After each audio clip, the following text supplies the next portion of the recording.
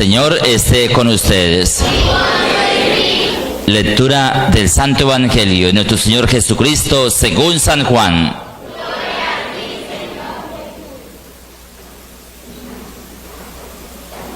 Durante la última cena, Jesús se conmovió profundamente y afirmó con claridad: os aseguro que uno de vosotros me va a traicionar. Los discípulos empezaron a mirarse unos a otros sin lograr entender a quién se refería. Uno de ellos, el que Jesús amaba tanto, estaba comiendo al lado de Jesús en el lugar de preferencia. Entonces Simón Pedro le hizo señas de que averiguara a quién se refería. El discípulo se recostó entonces en el pecho de Jesús y le dijo: Señor, ¿quién es? Jesús le respondió: al que yo le dé el bocado después de mojarlo, ese es. Mojó pues un bocado y se lo dio a Judas, hijo de Simón Iscariote, y tras el bocado entró en él Satanás. Jesús le dijo: lo que tienes que hacer, hazlo pronto. Pero ninguno de los que estaban comiendo entendió por qué le dijo esto. Algunos pensaban que como Judas era el que tenía la bolsa del dinero, Jesús le había dicho que comprara lo que necesitaba para la fiesta de Pascua o que diera algo a los pobres. Cuando Judas recibió el bocado, salió. Era de noche. Y cuando Judas salió, dijo Jesús: ya ha sido glorificado el Hijo del Hombre, y Dios en él. Y puesto que Dios ha sido glorificado en él, él será glorificado en Dios, y eso muy pronto. Hijitos, voy a estar poco tiempo con vosotros. Me buscaréis, pero repito ahora lo que ya había dicho a los judíos: a donde yo voy, no podéis ir vosotros. Simón Pedro le preguntó: Señor, ¿a dónde vas?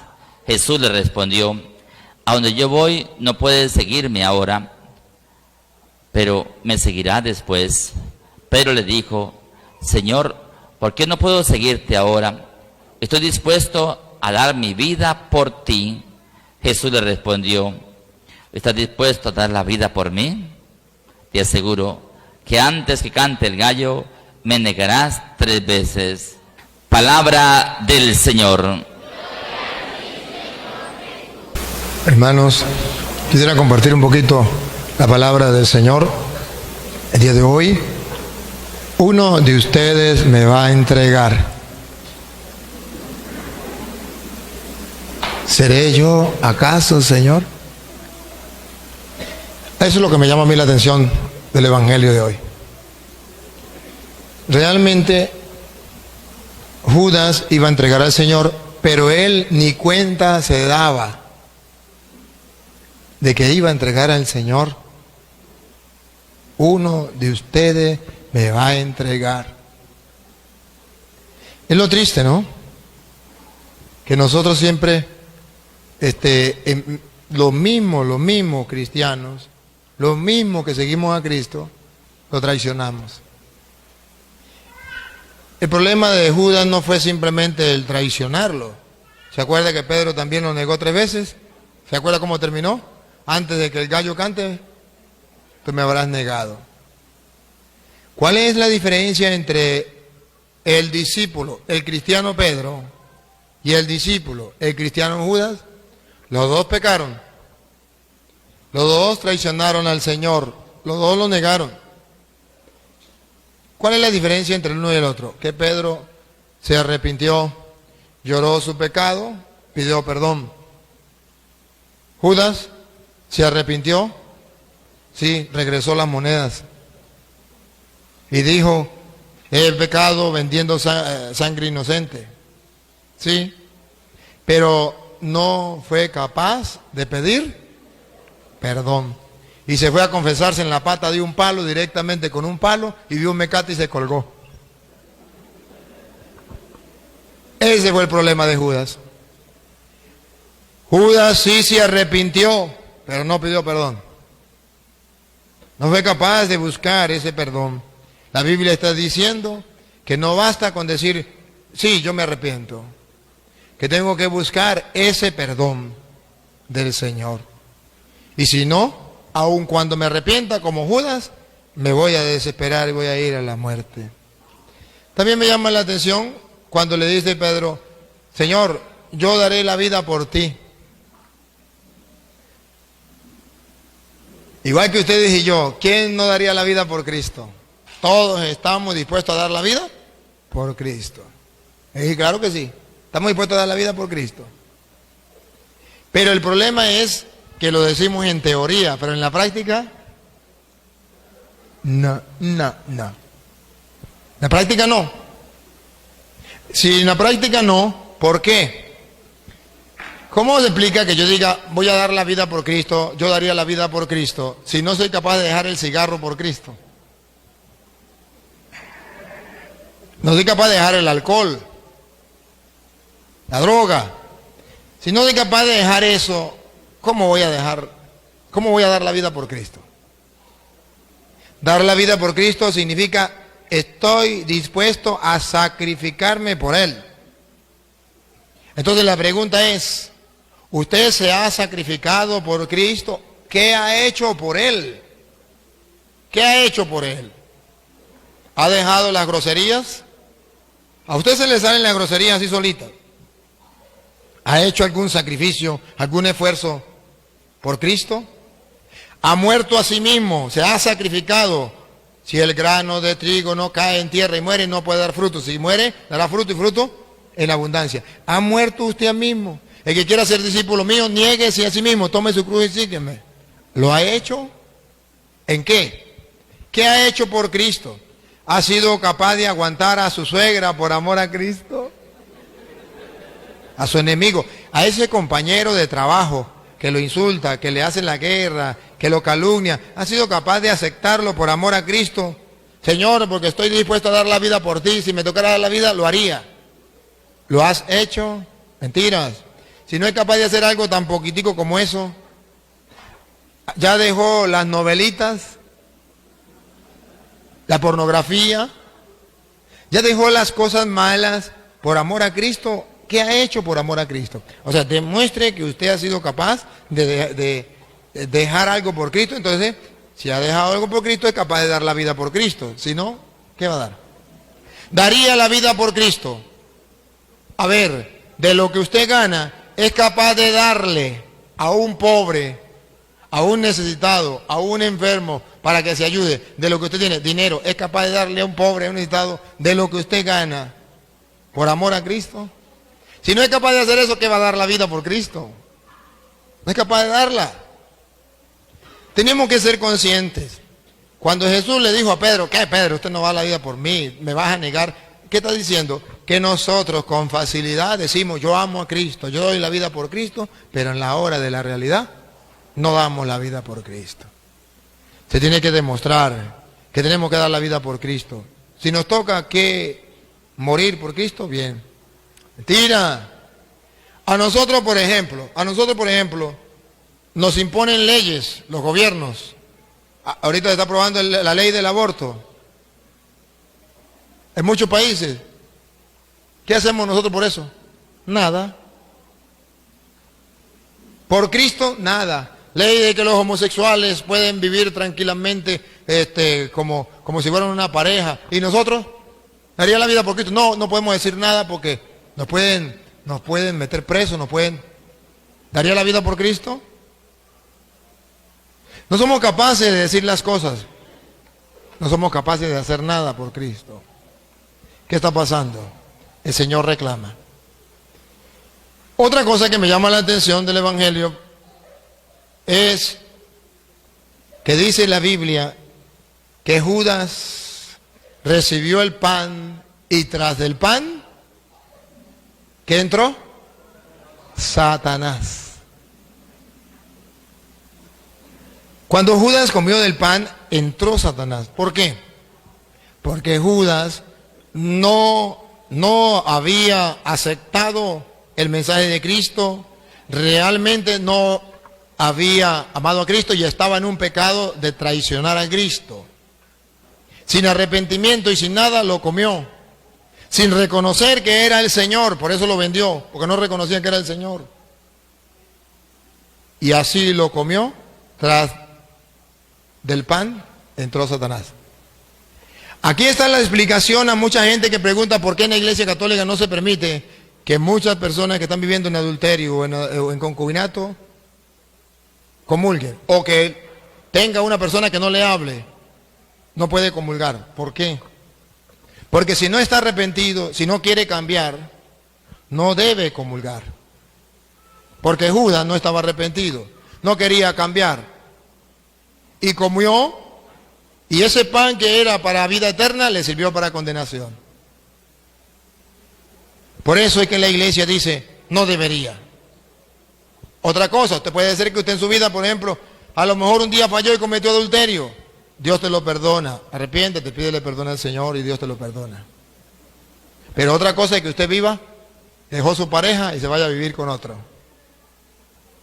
Eso es otra cosa distinta. Puede ser que usted un día falló y fornicó con su novia. Pues arrepiéntete, Dios te perdona y puede comulgar. Otra cosa es que usted se vaya a vivir bajo el mismo techo, en concubinato con esa persona. No debe comulgar. Otra cosa es que usted un día se molestó con una persona, pídele perdón a Dios y a esa persona. Otra cosa es que usted no le hable a esa persona, no puede comulgar. Entonces no es que la iglesia por maldad lo quiera hacer, es simplemente que la Biblia muestra que le puede ser de mal. El Papa podría decir que todo mundo comulgue, pero ¿cuántos le pasaría lo de Judas? Sería un gran problema. Bueno, yo no me voy a extender mucho porque ya me he hablado bastante. Pero el hermano quiere hacerme una pregunta. Hay un hermano que no es católico, pero está en medio de nosotros y quiere hacer una pregunta y le damos la bienvenida. Un aplauso pues para el hermano.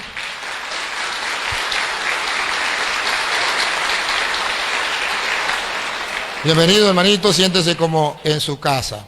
¿De qué religión es? La Pentecostal Unida de Colombia. Buenas noches.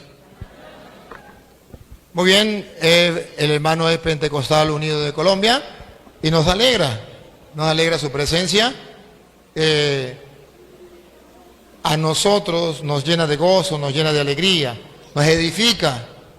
Porque es una iglesia, la iglesia católica es la iglesia universal. Aquí no tenemos que hacer diferencia con nadie. El hecho de que él profese otra doctrina no quiere decir que sea nuestro enemigo, es nuestro hermano, solamente que no estamos de acuerdo con la doctrina. Y él hoy viene a decir algunas cosas, ¿qué será? No sé, pero lo que él venga a decir, él trae su fundamento. Y yo, como sacerdote del Dios Altísimo, voy a tratar de explicarle a él el por qué en la Iglesia Católica hacemos esto. Puede ser que él venga preparado y diga, lo que el cura me diga a mí no me importa. Y no escucho la palabra de Dios, así me la predica el cura, no. Y yo no me voy a convertir porque estoy dispuesto a no convertirme. Eso no importa. Lo importante es que hoy ustedes y los que nos siguen por las cámaras de internet, que deben saber lo que estamos pasando por el mundo entero, van a darse cuenta por qué en la Iglesia Católica se cree esto y esto. Van a saber qué enseñan los pentecostales unidos y van a saber qué enseñan los católicos. A lo mejor él no se va a convertir y eso no es lo que buscamos. Si se convierten, bendito sea el Señor. Lo que buscamos es que la gente y el mundo entero conozca qué enseñan los pentecostales unidos y conozca qué enseña la Iglesia Católica y que conozca ¿cuál es el fundamento de la Iglesia Católica para enseñar esto, esto o esto? Él va a ser un portador de la doctrina de los pentecostales y yo de la doctrina católica y ustedes van a sumar, restar, multiplicar y dividir y van a sacar conclusiones. Y va a ser con amor y con respeto, más cuando estamos en la Eucaristía, ¿verdad? Y que le vamos a dar la oportunidad a él para que pregunte, porque él no se puede ir con las dudas en su cabeza. Entonces, hermano, antes de hacerme la pregunta, ¿usted se considera pastor o se considera oveja? No, una ovejita. Una ovejita. Lance su pregunta. Mire, padre, la pregunta que yo le quiero hacer es, la religión evangélica, ¿por qué dice que la iglesia católica es la grande, ¿no? Y que es la grande, la gran ramera de las otras iglesias, digamos, las otras religiones que hay? Y que el Santo Padre es la gran bestia. Esa es la pregunta que yo le quiero hacer a usted. Porque resulta que ellos repiten lo que escucharon. Si usted le puede preguntar a un hermano, a cualquiera, ¿dónde dice que la iglesia de Jesucristo o la iglesia católica es la gran prostituta, la gran ramera? Eso no existe en las Sagradas Escrituras. Eso no existe. Ellos lo dicen. ¿Por qué? Porque cuando usted quiere ofender a alguien, a una mujer, o cuando usted se pone bravo con su esposa y la quiere insultar, le dice usted es una prostituta. Entonces, es una manera de ofender. Ellos, como no aman a los católicos, no cumplen el mandato del amor, quieren ofender insultando que la iglesia católica es la gran prostituta. Pero eso no existe en la Sagrada Escritura. No hay una cita donde diga que la gran prostituta es una religión, es una iglesia. No. La Biblia habla de eso, pero habla que es una ciudad, la gran ciudad. Es una cosa muy distinta a decir que es una religión. Si usted, por ejemplo, mira en Apocalipsis capítulo 17, versículo 18, usted verá cómo la Biblia muestra quién es la gran ramera. Léelo, Luis. Esa mujer que has visto Esa mujer que has visto es la gran ciudad. es la gran ciudad. No dice es la gran religión. Ahí está el error. Decir que es la gran religión. Si un protestante me muestra donde dice es la gran religión, está bien, pero aquí dice es la gran ciudad. Entonces es una cosa muy distinta hablar de religión a ciudad. A ver, si usted recuerda, dice la gran prostituta, la gran Babilonia. ¿Qué era Babilonia? ¿Babilonia era una religión o era un imperio? Era un imperio. Babilonia gobernaba el mundo, conocido en aquel tiempo, no era una religión. Cuando dice que la gran prostituta es la gran Babilonia, el ignorante dice es la religión. ¿Pero por qué? Si la gran Babilonia no era religión, era una ciudad. Pero el que lee la Biblia y cree en la Biblia dice, y la gran, otra vez Luis, el 18. Esa mujer que has visto es la gran ciudad. Es la gran ciudad. Entonces no es ninguna religión. Y lo peor es que resulta que allá está mostrando en el Apocalipsis la lucha que hay entre el mal y el bien. Está mostrando la lucha entre la gran prostituta, la gran Babilonia, que ataca a los cristianos, se embriaga con la sangre de los mártires de Cristo, y por otro lado está la iglesia de Cristo, que es la esposa de Cristo. Y entonces está la lucha entre los cristianos y el diablo. Recuerda que el Apocalipsis dice, el 12, una figura en el cielo, una mujer vestida de sol, y después dice un gran dragón, y viene la pelea entre el uno y el otro. Y comienza la pelea, está narrando una pelea. Y si usted ve, verá que en el capítulo 19 del Apocalipsis pone por un lado la gran ramera y por otro lado la esposa de Cristo. Y está la pelea entre la esposa de Cristo, que todavía no sabemos quién es, y tenemos que mirar en la Biblia cuál es la esposa de Cristo, y luego la gran ramera. Ya miramos que la gran ramera es la gran ciudad. Y en el tiempo en que San Juan escribe el Apocalipsis, ¿quién era la gran ciudad, el gran imperio que representaba la gran Babilonia? Roma. No era la iglesia católica. Un hermano separado me puede decir, ajá, ¿y dónde está el Papa? En Roma. Pues entonces se refiere a la iglesia católica. No, porque cuando se escribió el Apocalipsis no existía el Vaticano. La iglesia no tenía la sede en Roma. Eso no existía. Ahora verá el capítulo 19, del versículo 1 en adelante, vamos a ver las dos cosas. La gran ciudad, la gran ramera, y vamos a ver la iglesia de Cristo, que es la esposa. Ponga cuidado. Después oí en el cielo algo como el canto de un inmenso gentío, que decía, Aleluya, ¿quién salva y quién tiene gloria y poder sino nuestro Dios? Sus juicios son verdaderos y justos. Ha condenado a la gran prostituta. ¿A qué? Ha condenado a la gran prostituta. Ha condenado a la gran prostituta. No dice a la gran religión, no dice a la gran iglesia o a la iglesia de Cristo. A la gran prostituta que corrompía la tierra con su inmoralidad. que corrompía la tierra con su inmoralidad. Si usted comienza a estudiar la historia de Roma, y lo invito a que lo haga, verá que Roma era inmoral, prostituida. Se decía que en Roma la prostitución era la más grande del mundo en ese tiempo. Que decía que la mujer pura era la mujer hasta los 12 años que todavía no ha conocido esposo, y después que tenía esposo ya podía estar con el que quisiera libremente. Y venían a prostituirse porque Roma era el centro del mundo. Venían hombres en barco de muchos días de camino, habían dejado a la esposa, llegaban muchos meses sin tener relaciones y llegaban. ¿Quién lo esperaba? Las prostitutas en Roma. Venían sequitos. ¿A dónde llegaban? A las prostitutas. Y todo era el centro del mundo. Roma se consideraba, por eso decía, todos los caminos conducen a Roma. Entonces es la gran prostituta, porque pecaban todos los que venían del mundo, pecaban con Roma. En Roma, ahí estaban las prostitutas, alrededor de las, ¿cómo que llaman esas? Las paredes esas, ¿cómo eran las? Torres. Las murallas. Ajá, siga. La gran prostituta que corrompía la tierra con su inmoralidad y le ha hecho pagar la sangre de sus servidores. Y esa prostituta había matado a muchos servidores. El Apocalipsis fue escrito hacia el año 90, 100, por ahí.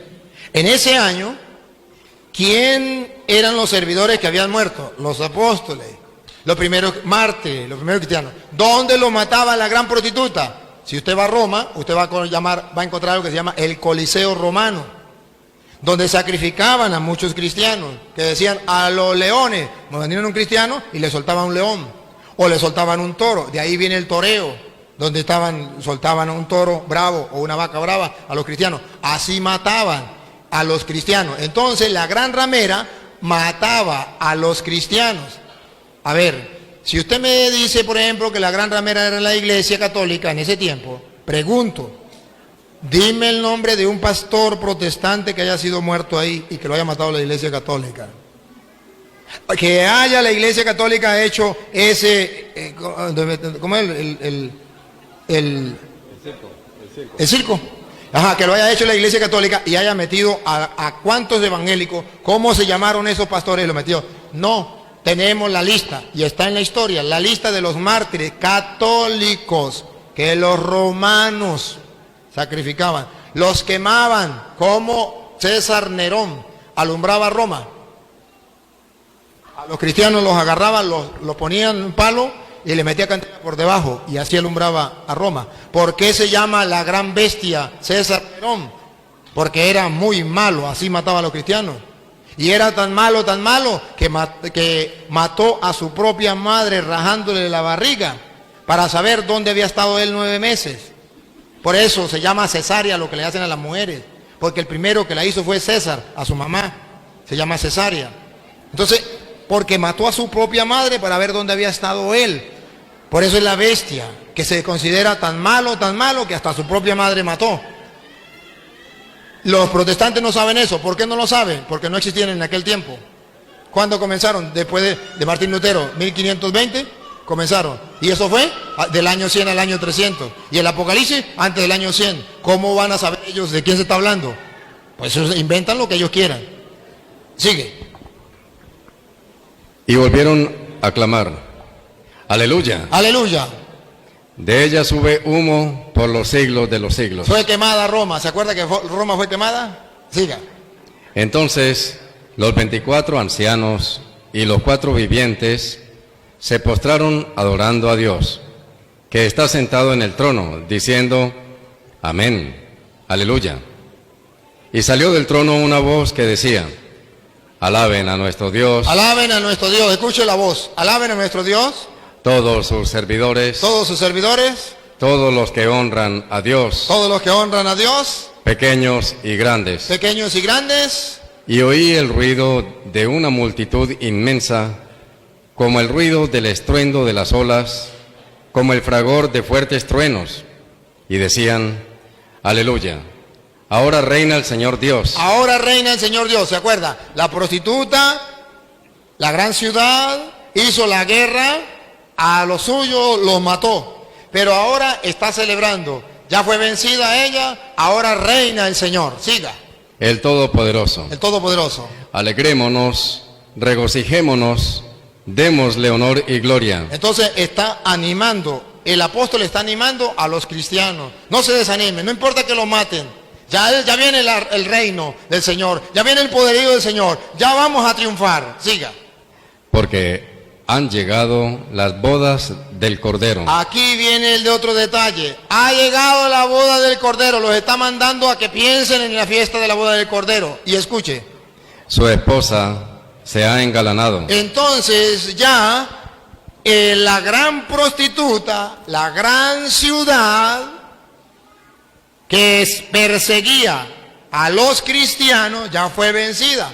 Ahora ha vencido el Cordero y su esposa se ha embellecido.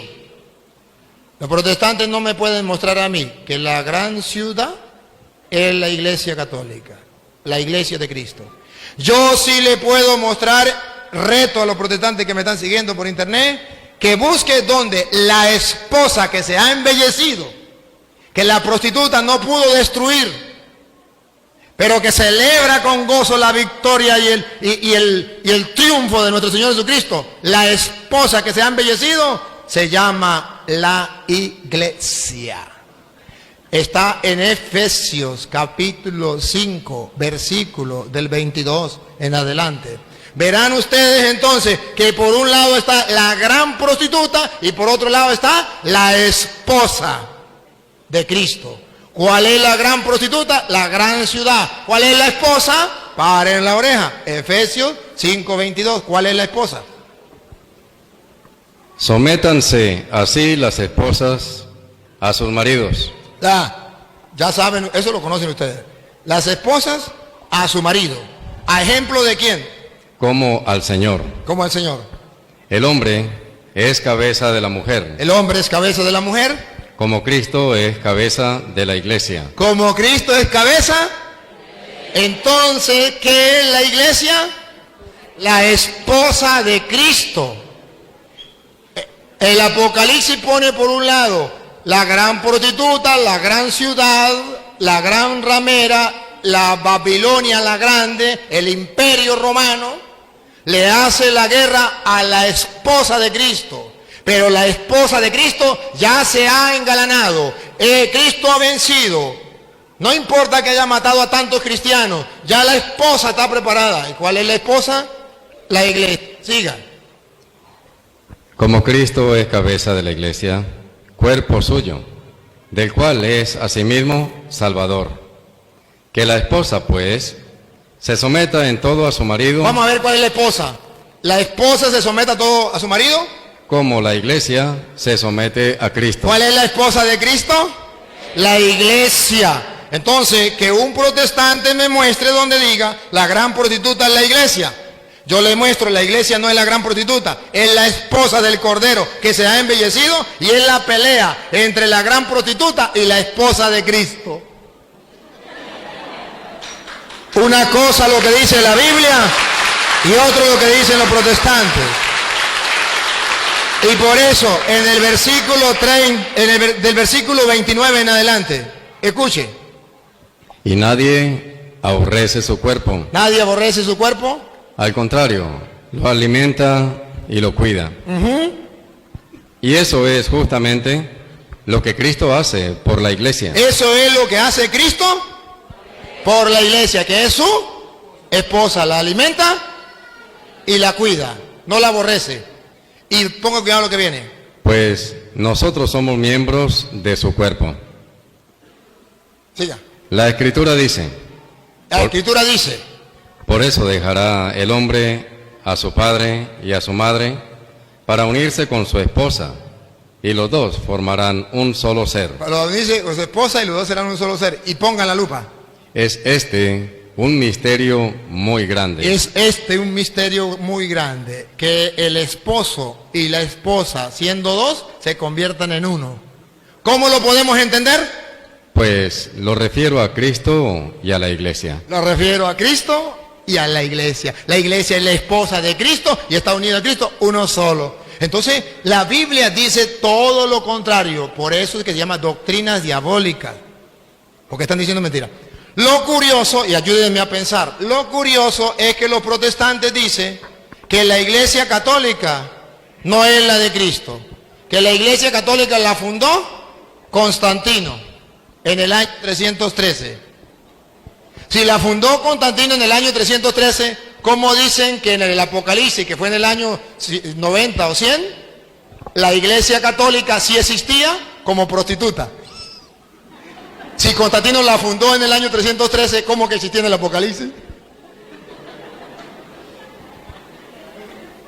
Dicen cosas que no son coherentes. Si la iglesia católica la fundó Constantino en el año 313, entonces en el Apocalipsis no debería existir. De ninguna manera. ¿Por qué inventan? Es simplemente porque como el católico no lee la Biblia, comienzan a decirle muchas cosas. Pero ahí está la respuesta. Ahora, la segunda respuesta. ¿Por qué dicen que el Papa es el anticristo?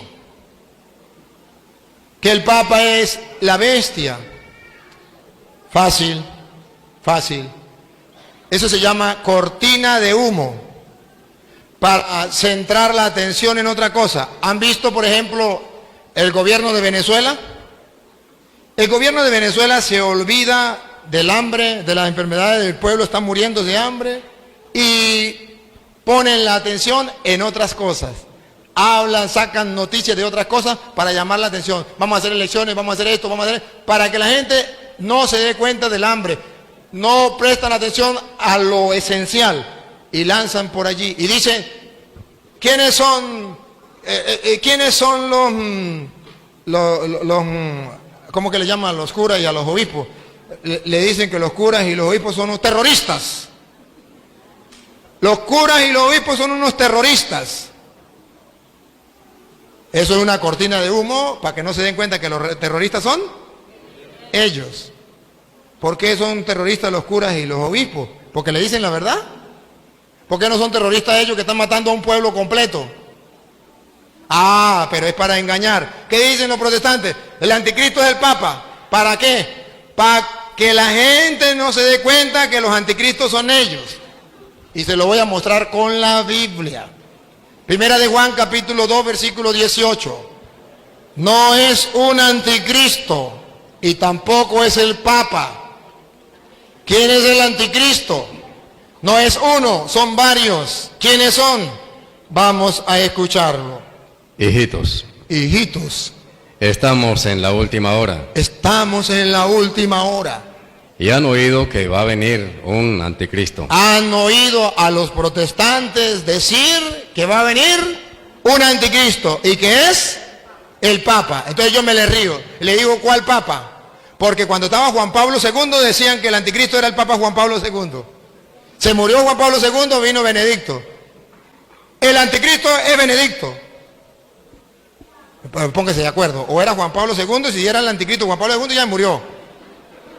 No, es Benedicto. Está bien, está bien. Se salió Benedicto, ahora el anticristo no es Benedicto. Es Francisco. Póngase de acuerdo. Si el Papa era, el Benedicto era el anticristo, pues ya se fue.